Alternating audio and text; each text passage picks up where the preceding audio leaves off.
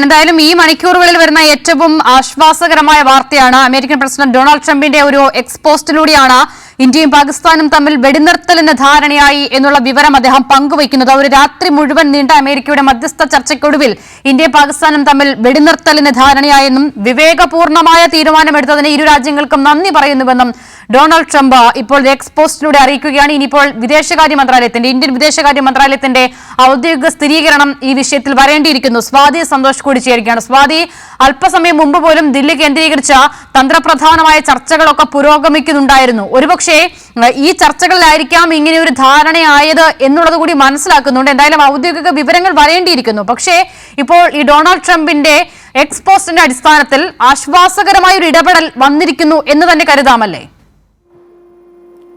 തീർച്ചയായും അസിത, അത്തരത്തിൽ തന്നെ ആശ്വാസകരമായിട്ടുള്ള ഒരു ഇടപെടൽ ട്രംപിന്റെ ഭാഗത്തു നിന്ന് ഉണ്ടായിട്ടുണ്ട്. ഒരു മധ്യസ്ഥ ചർച്ചയ്ക്ക് ട്രംപ് തയ്യാറാവുകയും രാത്രിയിൽ ഉടനീളം നടത്തിയ ചർച്ചയുടെ ഭാഗമായി തന്നെ വെടിനിർത്തലിന് ഇരു രാജ്യങ്ങളും സമ്മതിച്ചു എന്ന തരത്തിലുള്ള എക്സ്പോസ്റ്റ് തന്നെയാണ് ട്രംപ് ഇപ്പോൾ നൽകിയിട്ടുള്ളത്.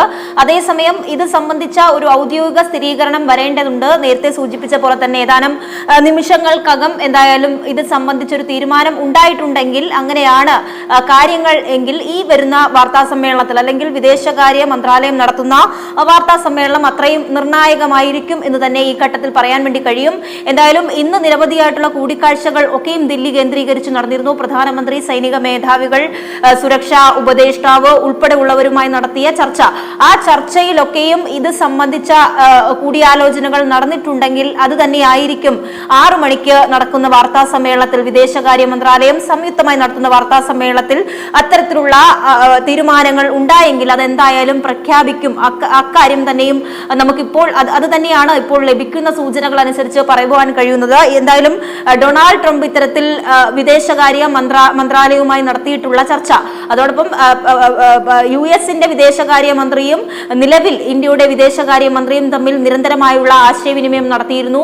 അത് സംബന്ധിച്ച ചർച്ചകൾ നടത്തിയിരുന്നു. അതിന് പിന്നാലെയാണ് ഇരു രാജ്യങ്ങളുമായും ഈ വിഷയത്തിൽ കൃത്യമായ നിലപാട് രേഖപ്പെടുത്തണമെന്ന ആവശ്യം താൻ പറയുകയും അത്തരത്തിൽ വിവേകപൂർണമായിട്ടുള്ള ഒരു തീരുമാനം ഇരു രാജ്യങ്ങളും എടുത്തിട്ടുണ്ട് എന്നുള്ള സൂചന തന്നെയാണ് ഡൊണാൾഡ് ട്രംപിന്റെ പോസ്റ്റിലൂടെ വ്യക്തമാക്കാൻ കഴിയുന്നത്. അതോടൊപ്പം തന്നെ അവരെ അഭിനന്ദിക്കുകയും ചെയ്യുന്നുണ്ട്. ഇത്രയും ഇങ്ങനെ ഒരു തീരുമാനം എടുത്തിട്ടുള്ള ഇരു രാജ്യങ്ങളെയും താൻ അഭിനന്ദിക്കുന്നു എന്നുള്ളതാണ് അദ്ദേഹം എക്സ്പോസ്റ്റിൽ ചൂണ്ടിക്കാണിച്ചിട്ടുള്ളത്. Congratulations to both countries on using common sense and great intelligence.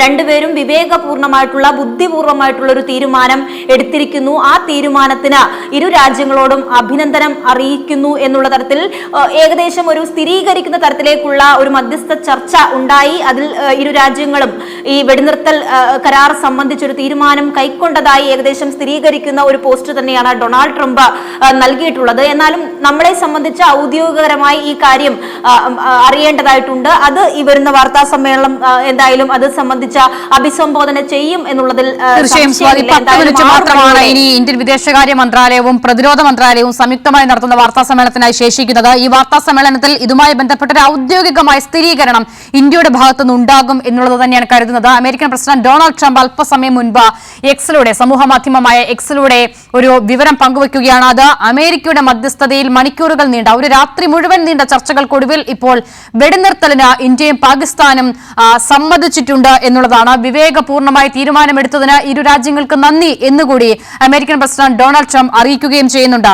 Swathi, ആദ്യഘട്ടം മുതൽ തന്നെ സംഘർഷഭരിതമായ സാഹചര്യത്തിലേക്ക് രാജ്യങ്ങൾ മാറുമ്പോൾ രണ്ട് രാജ്യത്തിന്റെയും സുഹൃത്താണ്, രണ്ട് രാജ്യങ്ങളുമായി ഒരേ ബന്ധം എന്ന് പറഞ്ഞിരുന്ന ഒരാൾ കൂടിയാണ്, ഒരു രാജ്യം കൂടിയാണ് അമേരിക്ക എന്നുള്ളത് കൂടിയുണ്ട്. അപ്പോൾ സ്വാഭാവികമായും ഒരു മധ്യസ്ഥ ചർച്ചയ്ക്ക് ഒരു റോൾ വഹിക്കാൻ പ്രാപ്തമായ നിലയിൽ ഇരു രാജ്യങ്ങളുമായി നയതന്ത്ര ബന്ധം പുലർത്തിയിരുന്ന രാജ്യം എന്ന നിലയിൽ ഒരുപക്ഷെ അമേരിക്കയുടെ ഇപ്പോഴത്തെ ഇടപെടൽ അത് ഡൊണാൾഡ് ട്രംപ് പറയുന്ന മാതിരി തന്നെ, പറയുന്ന രീതിയിൽ തന്നെ ഫലപ്രദമായിട്ടുണ്ടാകാം എന്നുള്ള സാധ്യത കൂടി നിലനിൽക്കുന്നുണ്ട്.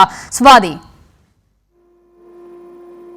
തീർച്ചയായും ഈ സംഘർഷം തുടങ്ങിയതിന്റെ പശ്ചാത്തലത്തിൽ, അതായത് നിരവധിയായിട്ടുള്ള രാജ്യങ്ങൾ ഇത് സംബന്ധിച്ച പ്രതികരണങ്ങൾ രേഖപ്പെടുത്തിയിട്ടുണ്ട്. ഈ UN ഇതുമായി ബന്ധപ്പെട്ട് എടുത്തിട്ടുള്ള തീരുമാനം, രണ്ടുപേരും ഈ സംഘർഷം ലഘൂകരിക്കാനുള്ള തീരുമാനമുണ്ടായി. നയതന്ത്ര ചർച്ചകളിലൂടെ ഇത് പരിഹരിക്കണം, ഒരു യുദ്ധത്തിന് സമാനമായ രീതികളിലേക്ക് പോകേണ്ട എന്നുള്ള നിലപാട് എല്ലാ സംഘടനകളും അതോടൊപ്പം തന്നെയും ഈ വിദേശ രാജ്യങ്ങളടക്കം ഈ ഇരു രാജ്യങ്ങളോടും ആവശ്യപ്പെട്ട ഘട്ടമുണ്ട്. അപ്പോഴും അമേരിക്കയും ഇത് സംബന്ധിച്ച കൃത്യമായ ഇടപെടൽ, ഇരു രാജ്യങ്ങളോടും കൃത്യമായ ഒരു ഉഭയകക്ഷി ബന്ധം പുലർത്തുന്ന രാജ്യം എന്ന നിലയിൽ അമേരിക്കയും ഇത്തരം ഇടപെടലുകൾ നേരത്തെ തന്നെ നടത്തിയിരുന്നു.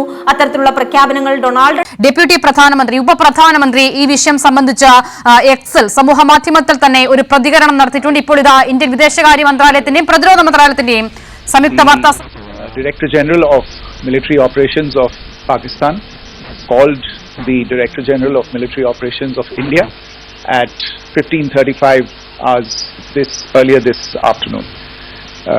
It was agreed between them that both sides would stop all firing and military action on land and in the air and sea with effect from 1700 hours Indian Standard Time today.